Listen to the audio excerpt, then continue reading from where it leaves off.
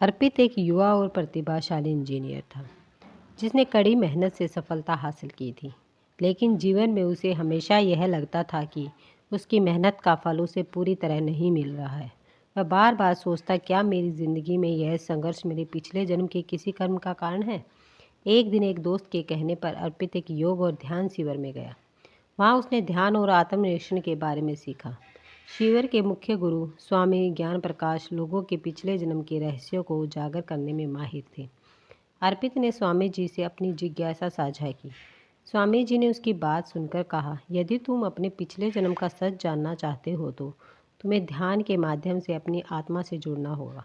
लेकिन याद रखना, जो कुछ भी तुम देखोगे वह तुम्हारे वर्तमान जीवन को प्रभावित कर सकता है। अर्पित ने गुरु की बताई विधि का पालन किया। हफ्तों की साधना के बाद एक दिन वह गहरे ध्यान में चला गया। वहाँ उसने देखा कि वह एक विशाल प्राचीन महल के पास खड़ा है। धीरे धीरे उसकी स्मृतियाँ जागने लगी। उसने अपना पिछला जन्म याद आने लगा। अर्पित ने देखा कि वह पिछले जन्म में एक राजा थे। उसका नाम राजवीर था। राजवीर अपने समय का एक महान वास्तुकार और शिल्पकार था। उसने कई भव्य महलों, मंदिरों और पुलों का निर्माण किया था। उसकी कला की प्रशंसा दूर दूर तक होती थी। हालांकि राजवीर अपनी काबिलियत और सफलता के कारण बेहद अहंकारी हो गया था। वह अपने कारीगरों और मजदूरों को श्रेय देने के बजाय हर निर्माण का सारा श्रेय खुद लेता था।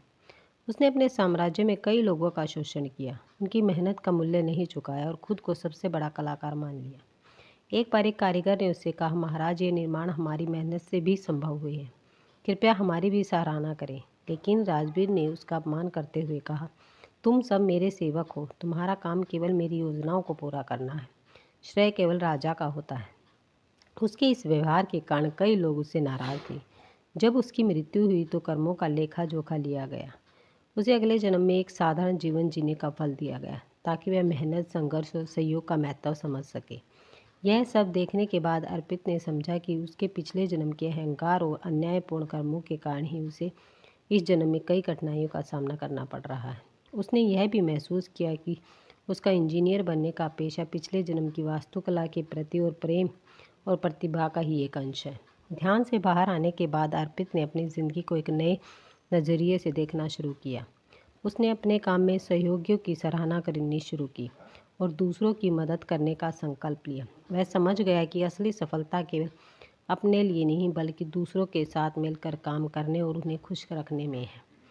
अब अर्पित अपने हर प्रोजेक्ट में टीम के हर सदस्य को सम्मान देता। वह अपने ज्ञान को दूसरों के साथ साझा करता और दूसरे की मेहनत की सराहना करना कभी नहीं भूलता। धीरे धीरे उसकी ज़िंदगी में खुशहाली लौटने लगी। वह जितना दूसरों की मदद करता उतना ही उसे अपने जीवन में संतोष और सफलता का अनुभव होता।